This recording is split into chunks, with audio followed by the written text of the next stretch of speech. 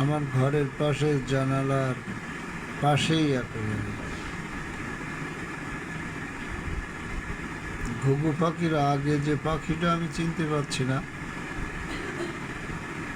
পাখিটা কি পাখি আল্লাহ জানে। এই যে বাটির পাশেই যে খাচ্ছে, বাটির উপরে উঠার চেষ্টা করছে, মাঝে মধ্যে আবার বাটি পরে উঠেছে।